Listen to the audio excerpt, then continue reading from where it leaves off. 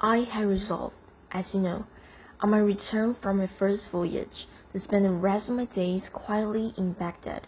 But very soon I grew tired of such an idle life, and longed once more to find myself upon the sea. I procured, therefore, such goods as were suitable for the places I intended to visit, and embarked for the second time in a good ship with other merchants whom I knew to be honorable men. We went from island to island, often making excellent bargains, until one day we landed at a spot which, though covered with fruit trees and abounded in springs of excellent water, appeared to possess neither houses nor people. When my companions wandered here and there, gathering flowers and fruits, I sat down in a shady place, and, having heartily enjoyed the provisions and the wine I had brought with me, I fell asleep, lulled by a murmur of a clear brook which flowed close by. How long I slept I know not, but when I opened my eyes and started to my feet, I perceived with horror that I was alone and that the ship was gone. I rushed to and fro like one distracted, uttering cries of despair, and when from the shore I saw the vessel under full sail just disappearing upon the horizon. I wished bitterly enough that I had been content to stay at home in safety, but since wishes could do me no good, I presently took courage and looked about me for a means of escape. When I had climbed a tall tree, I first of all directed my anxious glances towards the sea, but, finding nothing hopeful there, I turned landward, and my curiosity was excited by a huge, dazzlingly white object, so far off that I could not make out what it might be. Descending from the tree, I hastily collected what remained of my provisions and set off as fast as I could go towards it. As I drew near, it seemed to me to be a white boat of immense size and height, and when I could touch it, I felt it marvelously smooth and soft, as it was impossible to climb it, for it presented no foothold. I walked around about it seeking some opening, but there was none. I counted, however, that it was at least 50 paces round.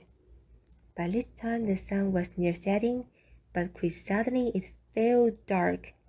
Something like a huge black cloud came swiftly over me, and I saw with amazement that it was a bird of extraordinary size which was hovering near. Then I remembered that I had often heard a sailor speaking of a wonderful bird called a roc, and it occurred to me that the white object which had so puzzled me must be its egg. Sure enough, the bird settled slowly down upon it, covering it with its wings to keep it warm, and I cowered close beside the egg, in such a position that one of the bird's feet, which was as large as the trunk of a tree, was just in front of me. Taking off my turban, I bound myself securely to it with the linen, in the hope that the roc, when it took flight next morning, would bear me away with it from the desolate island. And this was precisely what did happen. As soon as the dawn appeared, the bird rose into the air, carrying me up and up till I could no longer see the earth, and then, suddenly, it descended so swiftly that I almost lost consciousness. When I became aware that the roc had settled and that I was once again upon solid ground, I hastily unbound my turban from its foot and freed myself, and that not a moment too soon, for the bird, pouncing upon the huge snake, killed it with a few blows from its powerful beak, and seizing it up, rose into the air once more and soon disappeared from my view.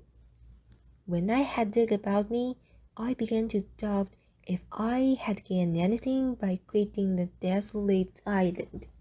The valley in which I found myself was deep and narrow, and surrounded by mountains which towered into the clouds, and were so steep and rocky that there was no way of climbing up their sides.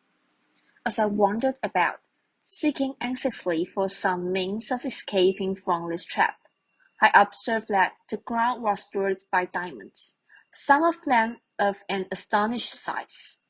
These sights gave me great pleasure, But my delight was speedily damped when I saw also numbers of horrible snakes so long and so large that the smallest of them could have swallowed an elephant with ease. Fortunately for me, they seemed to hide in covers of the rocks by day, and only came out by night, probably because of their enemy, the rock.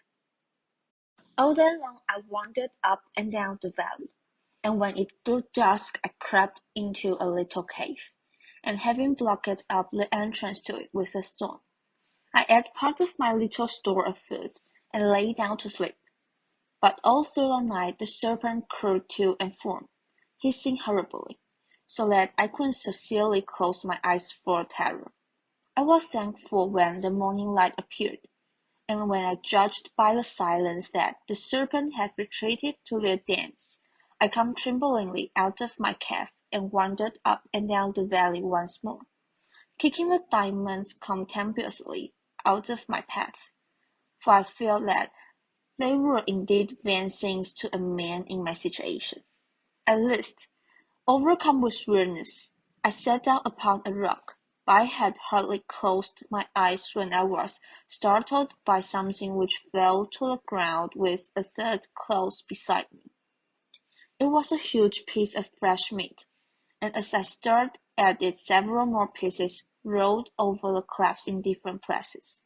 I had always thought that the stories that sailors told of the famous Valley of Diamonds, and of the cunning way which some merchants had devised for getting at the precious stones, were mere travellers' tales invented to give pleasure to the hearers.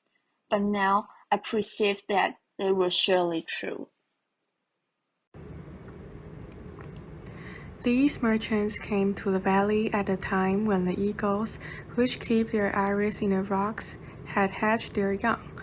The merchants then threw great lumps of meat into the valley.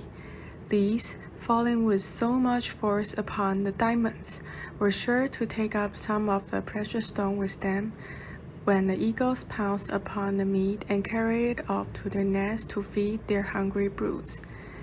Then the merchants, scaring away the parent bird with shouts and outcries, would secure their treasures. Until this moment I had looked upon the valley as my grave, for I had seen no possibility of getting out of it alive. But now I took courage and began to devise a means of escape. I began by picking up all the largest diamonds I could find and storing them carefully in the leathern wallet which had held my provisions. This I tied securely to my belt. I then chose the piece of meat which seemed most suited to my purpose, and with the aid of my turban bound it firmly to my back. This done, I lay down upon my face and awaited the coming of the eagle. I soon heard the flapping of their mighty wings above me, and had the satisfaction of feeling one of them seize upon my piece of meat, and me with it, and rise slowly towards his nest, into which he presently dropped me. Luckily for me, the merchants were on the watch, and setting up their usual outcries, they rushed to the nest scaring away the eagle. Their amazement was great when they discovered me, and also their disappointment, and with one accord they fell to abusing me for having robbed them of their usual profit. Addressing myself to the one who seemed most aggrieved, I said, "I am sure, if you knew all that I have suffered, you would show more kindness towards me. And as for diamonds, I have enough here of the very best for you and me and all your company." So saying, I showed them to him. The others all crowded around me, wondering at my adventures and admiring the device by which I had escaped from the valley. And when they had led me to their camp and examined my diamonds, they assured me that in all the years that they had carried on their trade, they had seen no stones to be compared with them for size and beauty.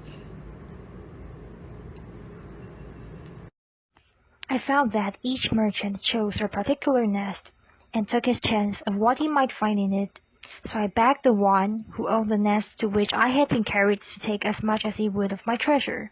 But he contented himself with one stone, and that by no means the largest, assuring me that with such a gem his fortune was made, and he need toil no more. I stayed with the merchants several days, and then, as they were journeying homewards, I gladly accompanied them. Our way lay across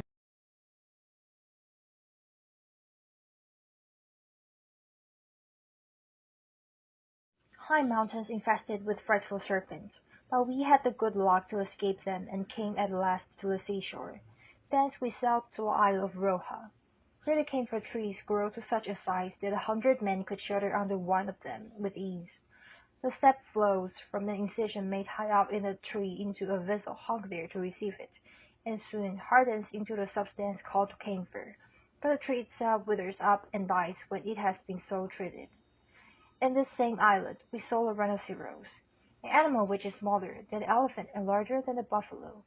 It has one horn about a cubit long which is solid, but has a furrow from the base to the tip. Upon it is traced in white lines the figure of a man. The rhinoceros fights with the elephant, and transfixing him with his horn carries him off upon his head, but becoming blinded with the blood of his enemy, he falls helpless to the ground, and then comes to the rock, and clutches them both up in his talons, and takes them to feed his young. This doubtless astonishes you, but if you do not believe my tale, go to Roha and see for yourself. For fear of wearying you, I pass over in silence many other wonderful things which we saw in the island. Before we left, I exchanged one of my diamonds for much goodly merchandise, by which I profited greatly on our homeward way.